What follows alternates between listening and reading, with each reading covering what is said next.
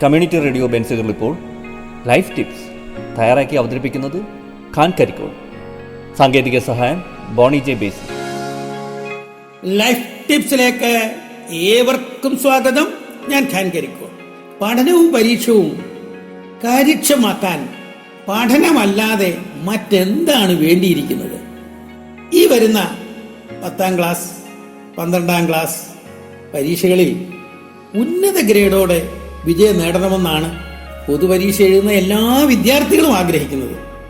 ഉന്നത പഠനത്തിന് എവിടെ അഡ്മിഷൻ കിട്ടും, ഏത് കോഴ്സ് എടുക്കണമെന്നതെല്ലാം ഈ പരീക്ഷയിലൂടെയാണ് നിശ്ചയിക്കപ്പെടുന്നത്.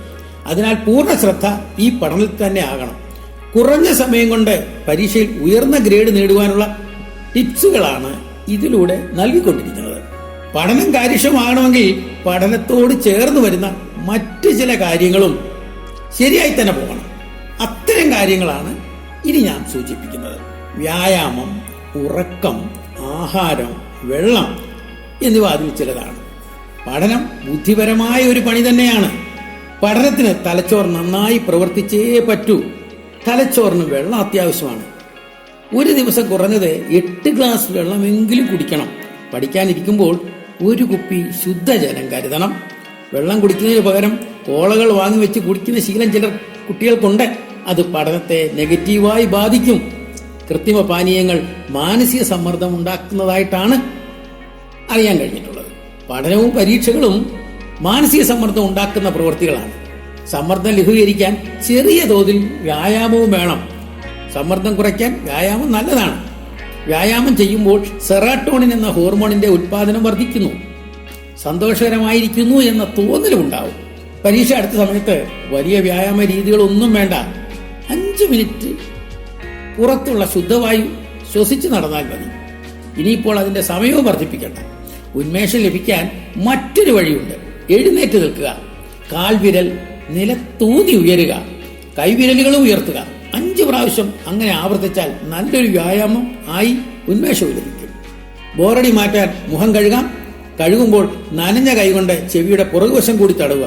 നല്ല ഉന്മേഷം ലഭിക്കും. അടുത്തതായി ഉറക്കമാണ്. മക്കൾ ഉറക്കം കളഞ്ഞ് പഠിക്കുന്നതിൽ മാതാപിതാക്കൾ അഭിമാനിക്കുന്നുണ്ട്.